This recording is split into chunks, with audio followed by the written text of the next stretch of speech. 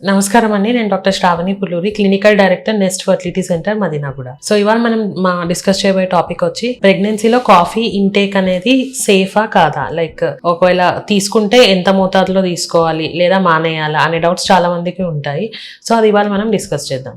So బేసిక్గా చాలా మందికి మార్నింగ్ లేవగానే కాఫీ ఆర్ టీ తాగే అలవాటు అనేది ఉంటుందన్నమాట. అండ్ కొంతమందికి ఏంటంటే అది అడిక్టివ్ హ్యాబిట్ లాగా కూడా మారిపోతుంది. లైక్ అది తాగకపోతే హెడేక్ రావడము, డే అంతా కొంచెం డిస్టర్బ్డ్ ఉండడము, ఇట్లా కూడా చాలా మంది ఫీల్ అవుతుంటారు. సో దానికోసం ఏంటి అంటే కంప్లీట్ గా మానేయమని అయితే మనం చెప్పలేము. ఎందుకు అని అంటే అది చాలా మందికి అలవాటు ఉంటుంది కాబట్టి ప్రెగ్నెన్సీ రాగానే వన్స్ మానేయడము అనేది ఇట్స్ వెరీ డిఫికల్ట్.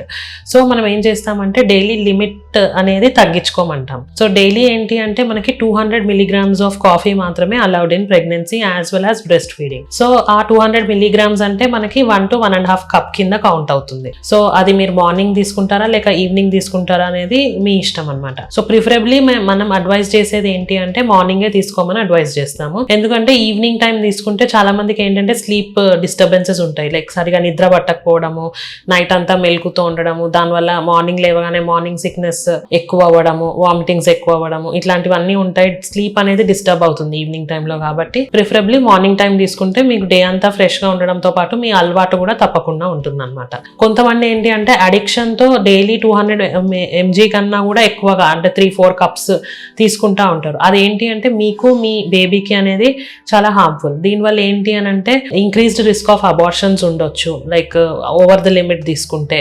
లేదు అని అంటే కనుక fetal growth restriction, like small for gestational age babies, అంటే గ్రోత్ రెస్ట్రిక్షన్ అంటే బేబీ ఉండాల్సిన దానికన్నా తక్కువ వెయిట్ లో ఉండడము, లేదంటే అబార్షన్ రిస్క్ అనేది పెరగడము, ఇవన్నీ ఉంటాయి అన్నమాట. సో కాఫీ అనేది మెయిన్ గా మన నర్వస్ సిస్టమ్ ని యాక్టివేట్ చేస్తుంది. సో అందుకే ఏంటి అని అంటే దీనివల్ల డే అంతా ఆ ఫ్రెష్ ఫీలింగ్ అనేది వస్తుంది అనమాట కాఫీ వల్ల. సో కాఫీ బదులు మీరు ఇంకేం తీసుకోవచ్చు అని అంటే డీకాఫినేటెడ్ డ్రింక్స్ అనమాట. అంటే ఏంటి అని అంటే మనకి దీంట్లో కెఫీన్ కంటెంట్ అనేది తక్కువగా ఉంటుంది అనమాట. సో అట్లాంటి డ్రింక్స్ ఏమైనా ట్రై చేయొచ్చు.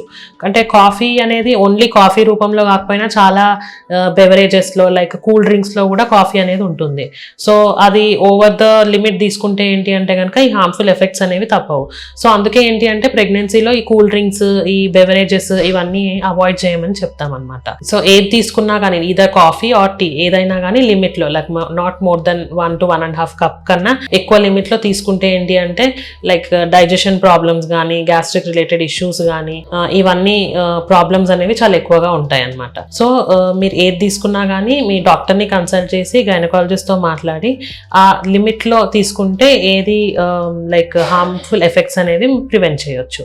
మీరు ఇంకా దీని గురించి డీటెయిల్ గా వివరాలు తెలుసుకోవాలన్నా కానీ feel free to visit Nest Fertility Centre Madinaguda.